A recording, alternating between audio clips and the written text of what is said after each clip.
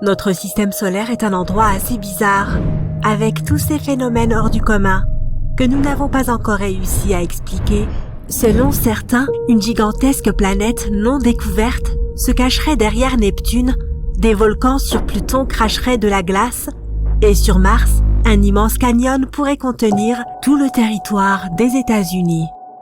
Revenons donc sur les faits les plus mystérieux du système solaire. Il a 4,6 milliards d'années. Il est si vieux qu'on parle de système solaire supérieur. C'est ce qu'en ont conclu des scientifiques après avoir étudié les matériaux les plus anciens qu'ils y aient trouvés, et par là, je parle de météorites. Vénus est une planète où tu ne pourrais pas porter de chapeau. Des vents violents y soufflent 50 fois plus vite que la rotation de la planète. Ils ne s'arrêtent jamais et ils semblent même se renforcer avec le temps. Tu veux changer d'air ? Il faut t'éloigner de 17,7 milliards de kilomètres de la Terre afin de quitter le système solaire. N'oublie pas ton GPS. Tu as probablement entendu parler du méthane, un gaz issu de processus naturels comme l'activité volcanique. Ce gaz fait non seulement partie de l'atmosphère martienne, mais il est aussi la cause de la plus grande confusion des astronomes. En effet, le volume de méthane sur Mars ne cesse de croître et les scientifiques n'arrivent pas à comprendre d'où il peut provenir. Y aurait-il de la vie sur Mars ? Comme tu t'en souviens peut-être, Pluton était autrefois considérée comme une planète, mais elle a perdu ce titre en 2006. Plus tard, elle a été reclassée comme planète naine. Mais le plus surprenant reste sa taille, qui est plus petite que celle des États-Unis. D'est en ouest, les USA mesurent environ 4344 km, et le diamètre de Pluton n'est que de 2370 km. Uranus tourne sur un côté, et les astronomes n'ont aucune idée de la raison pour laquelle cette planète a décidé de faire comme ça.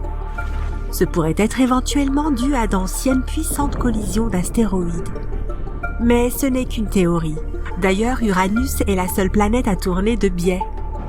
Notre Soleil est incroyablement massif. 99,86% de toute la masse du système solaire équivaut à la masse du Soleil, essentiellement à cause de l'hydrogène et de l'hélium dont il est composé. Les 0,14% restants représentent principalement la masse des 8 planètes du système solaire.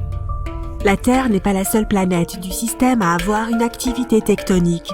Les astronomes ont repéré ce qui ressemble à des falaises sur Mercure. L'activité tectonique pourrait effectivement expliquer son rétrécissement si rapide. Dans les films de science-fiction, le héros se retrouve souvent dans une ceinture d'astéroïdes où il évite d'innombrables rochers volants.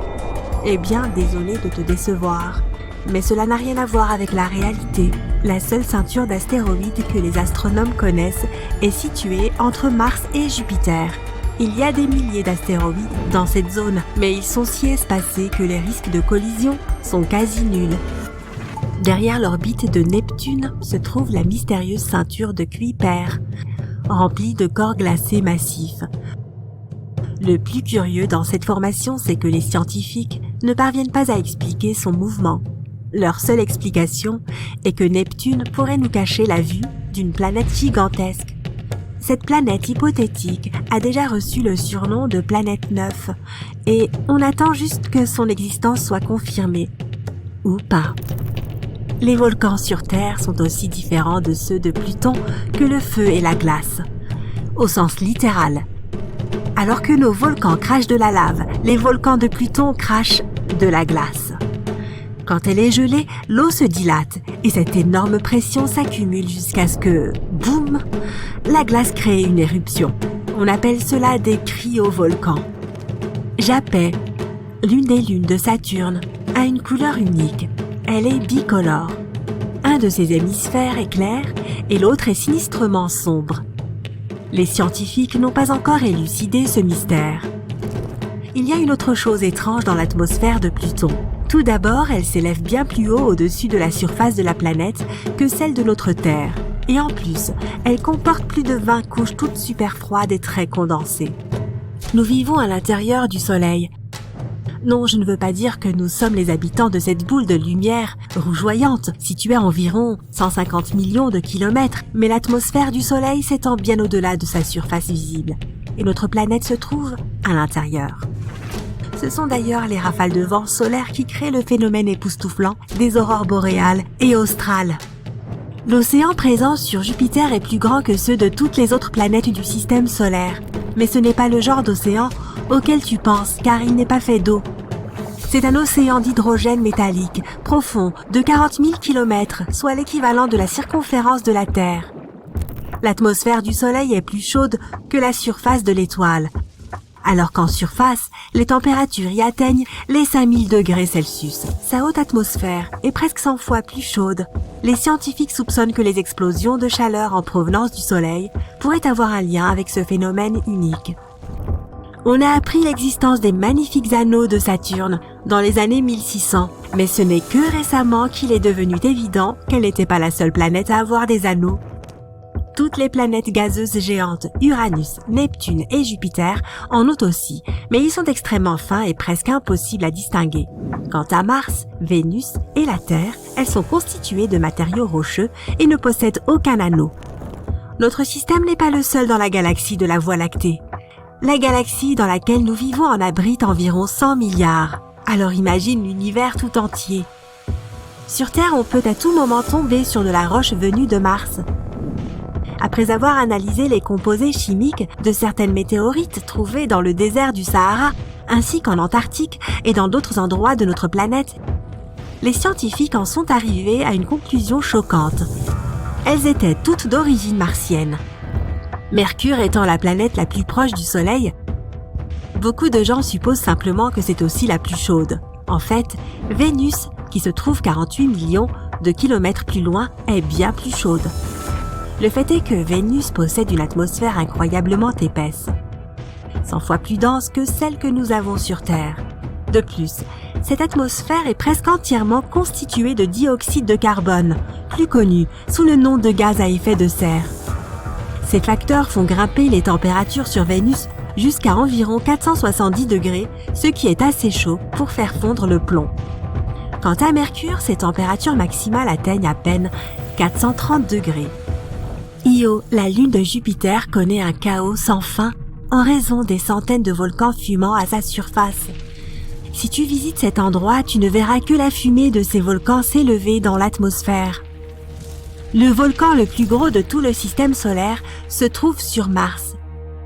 La taille de ce monstre est presque aussi importante que celle de l'État d'Arizona et sa hauteur est aussi impressionnante que celle du mont Everest.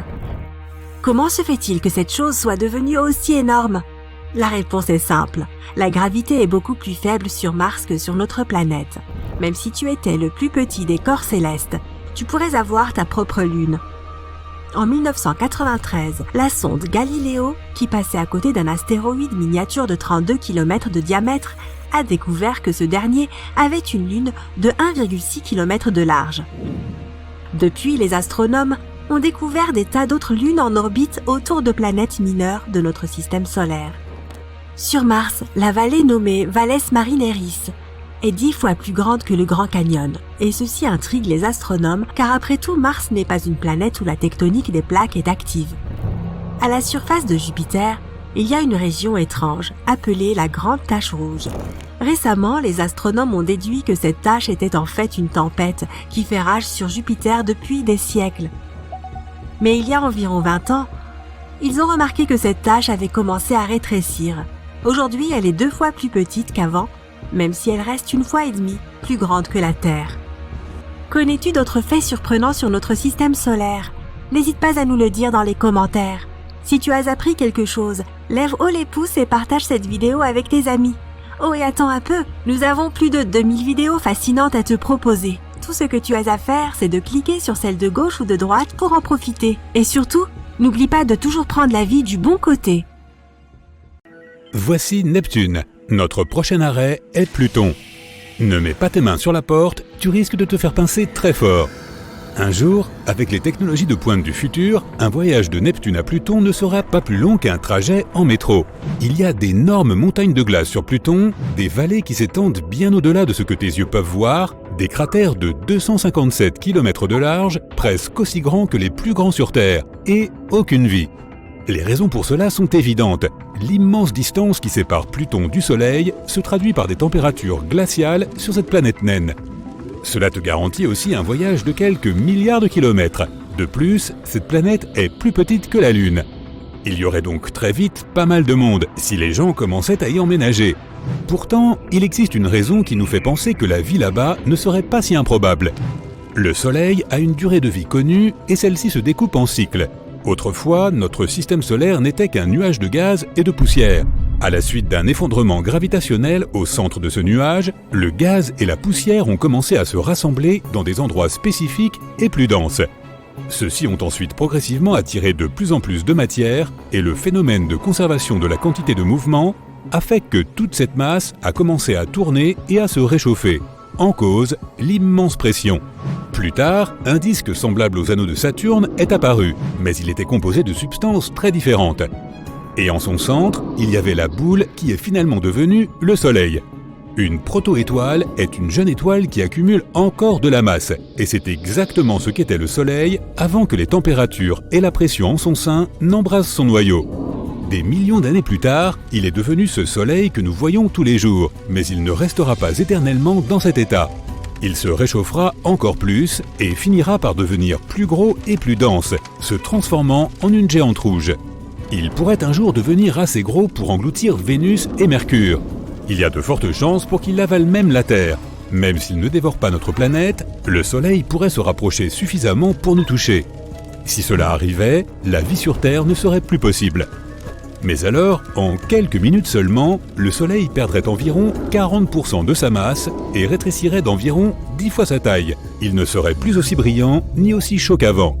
À ce moment-là, la Terre aura déjà été désertée. Ses habitants partiront peut-être pour un voyage dans l'espace ou iront s'installer sur une autre planète où la vie est possible, comme sur l'exoplanète Kepler 62f, qui, soit dit en passant, est encore plus grande que la Terre. Et pendant ce temps, Pluton sera en train de changer. Avant, toutes les ressources étaient gelées à l'intérieur de la planète naine. De l'eau, des gaz comme le méthane, le monoxyde de carbone, et j'en passe. Mais alors que le Soleil atteindrait son pic de luminosité, Pluton se réchaufferait lentement et abandonnerait une grande partie de sa masse dans la vaste étendue de l'espace. En même temps, une atmosphère se formerait. Si l'atmosphère devenait suffisamment épaisse, elle créerait des conditions favorables à la vie. Alors, au lieu d'aller vivre dans des vaisseaux spatiaux, un petit pourcentage de notre population pourrait aller installer des colonies sur la planète naine. La température y est confortable, un temps pour se balader en t-shirt. Ça ressemble même un tout petit peu à la Terre. Des canyons remplis d'eau, de magnifiques champs à perte de vue avec des arbres, beaucoup d'espace pour courir et des gisements d'eau minérale dans le sol, suffisamment purs pour être bu. Les rotations de Pluton sont différentes de celles de la Terre. Une journée sur Terre dure 24 heures, et on a parfois l'impression qu'elle ne va jamais se terminer. Mais Pluton tourne sur elle-même en 153 heures, soit 6 jours et demi. Après plusieurs heures sans sommeil, nous sommes fatigués et nos yeux deviennent rouges. Cela signifie qu'il nous faudra faire plusieurs siestes tout au long d'une même journée sur Pluton. Une année sur Pluton équivaut à 248 années terrestres. À moins que nous ne trouvions une technologie qui nous permette de vivre aussi longtemps, notre durée de vie totale serait inférieure à une demi-année sur la planète naine. Du coup, les maisons sur Pluton devront peut-être être équipées de chambres cryogéniques.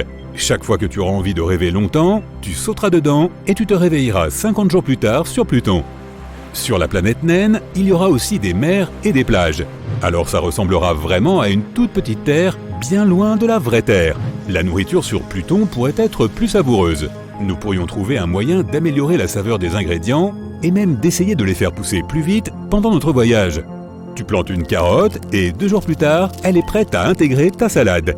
Il pourrait aussi y avoir de nouveaux ingrédients pour nos salades sur Pluton. Peut-être des champignons de 2 mètres de haut, du jamais vu. Les animaux que nous emmènerions avec nous seraient relâchés dans leur nouvel habitat et avec le temps, ils évolueraient et s'adapteraient à leur environnement. La loi de la jungle pourrait aussi changer un peu. Les lions ne seraient peut-être plus rois. Pourquoi pas les cerfs? Avec des bois 2 fois plus grands qu'avant et même avec des corps plus grands et plus forts aussi. La plupart des animaux qui étaient déjà là vivaient sous l'eau, mais avec le temps, les amphibiens auront commencé à se déplacer vers la surface, tout comme sur Terre, au commencement de la vie. Mais Pluton ne pourrait être qu'un foyer temporaire. Une fois que le Soleil aurait atteint sa phase finale, Pluton redeviendrait gelé et la vie disparaîtrait. Les gens devraient alors essayer de trouver une planète dans la zone boucle d'or d'une autre galaxie. La zone boucle d'or signifie qu'une planète se trouve à la bonne distance d'une étoile semblable au Soleil, avec une température idéale pour que l'eau y reste liquide.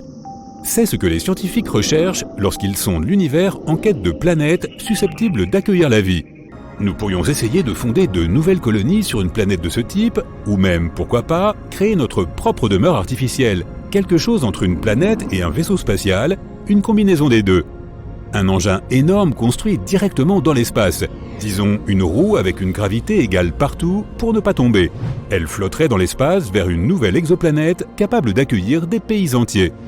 Tout ce voyage simplement parce que le Soleil aurait d'abord trop grandi, puis, ayant atteint le point culminant de son cycle de vie, serait devenu une naine blanche. Ce serait un voyage assez long et des générations entières naîtraient pendant le trajet. Tu aurais le choix, dormir jusqu'à ce que les humains atteignent enfin leur nouvelle exoplanète ou profiter du voyage dans ce fantastique vaisseau spatial. Il y a tout ce dont tu as besoin à bord, des centres commerciaux plus grands que ceux de la Terre, des grandes villes futuristes et même des endroits pour cultiver la Terre. Des champs avec un sol riche fabriqués artificiellement.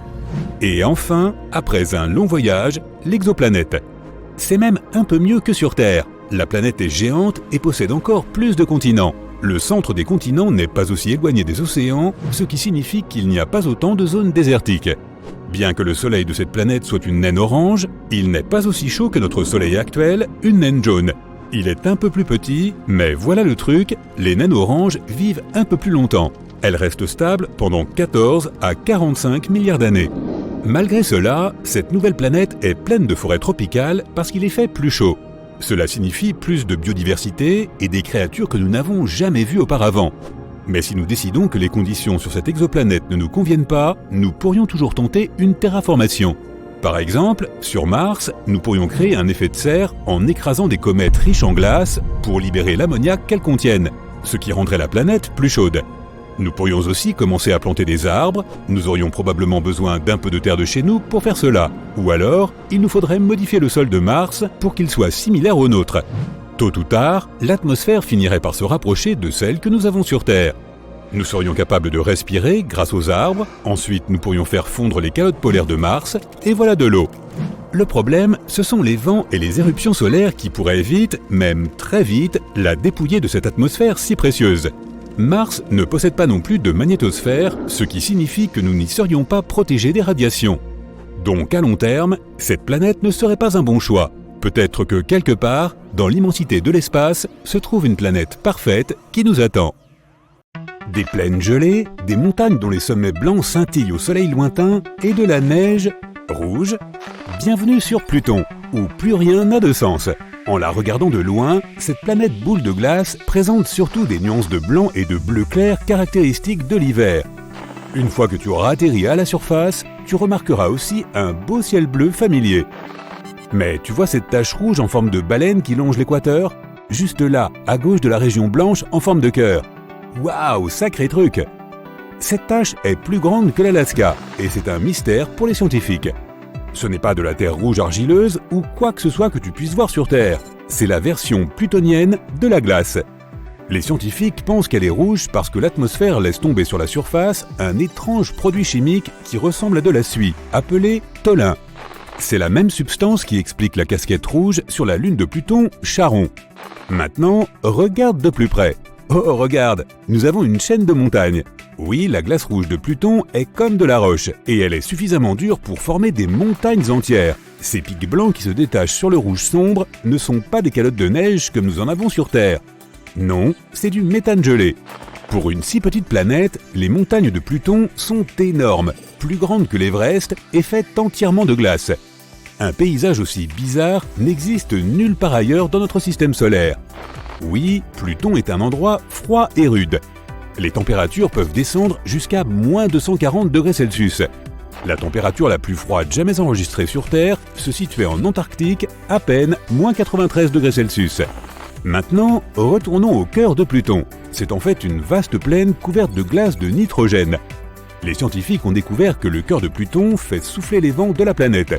Les cratères sont aussi très grands et certains d'entre eux montrent des signes de remplissage et d'érosion. C'est quelque chose qui se produit ici même sur Terre. Lorsque la Terre est usée et façonnée par des forces naturelles comme le vent, l'eau et la glace, c'est l'érosion. Qu'est-ce qui rend tout cela si spécial sur Pluton ? Cela pourrait être la preuve qu'il existe ici une activité de plaques tectoniques. Tu sais, ces grandes plaques de terre qui surfent sur la roche liquide, formant des chaînes de montagnes, séparant les continents et les remettant ensemble.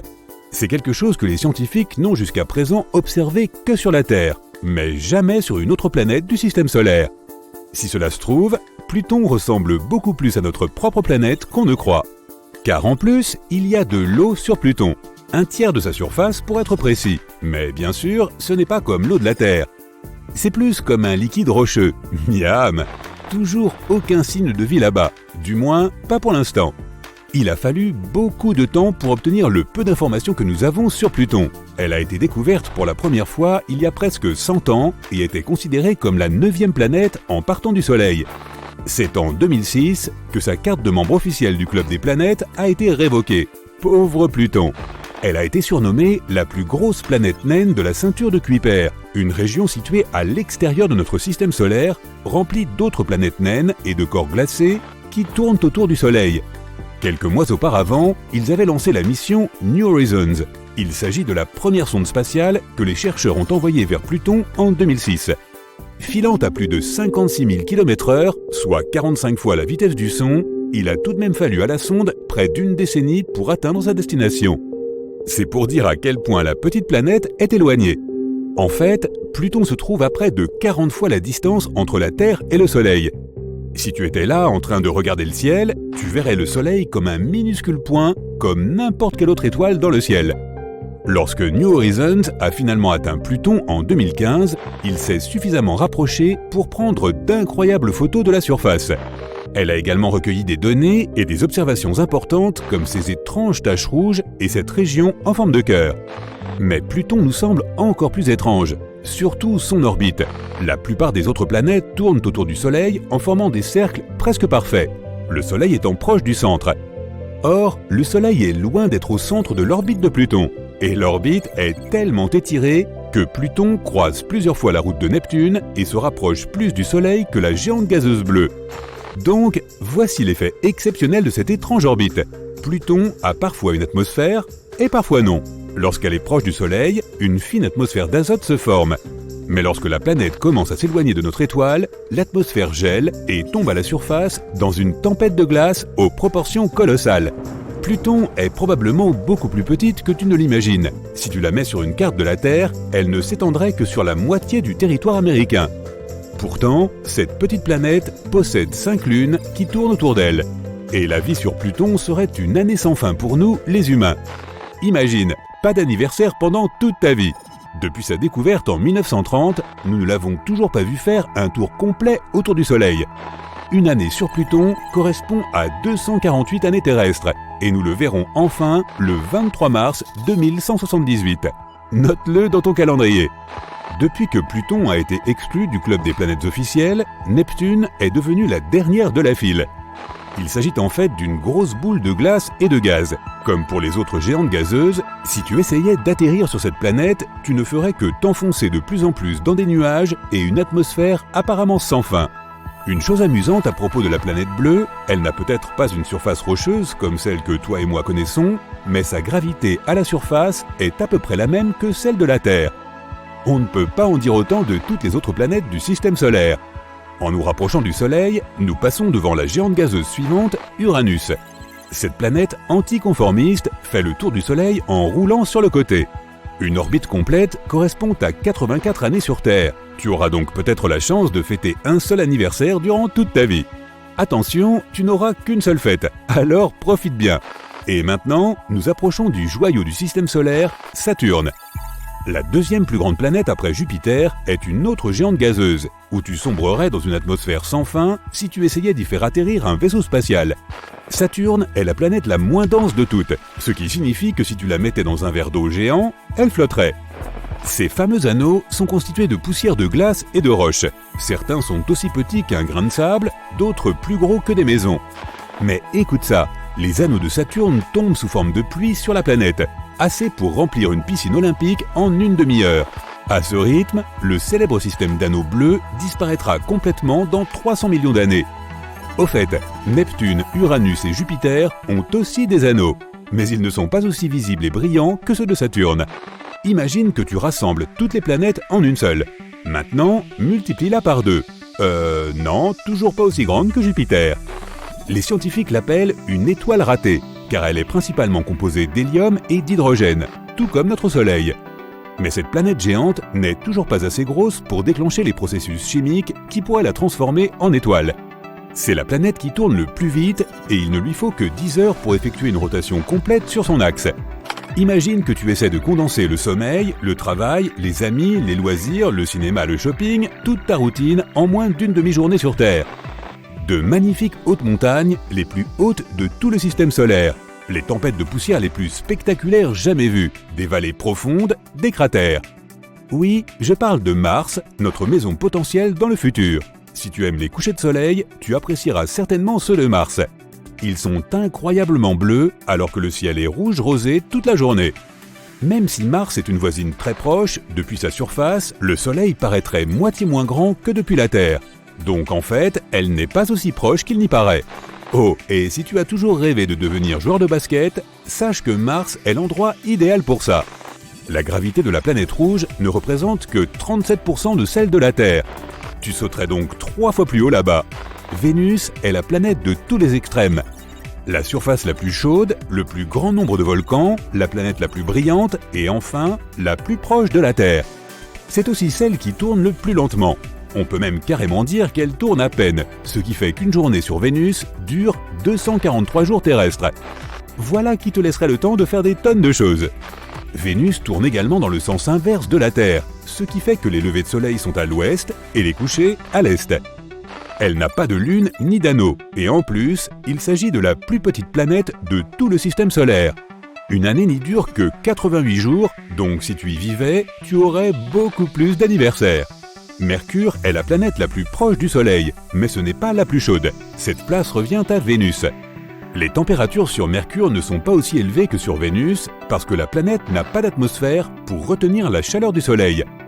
La vraie particularité de Mercure, ce sont ses rides. Son noyau de fer s'est refroidi et a rétréci, entraînant la contraction de la surface et la formation de ses rides.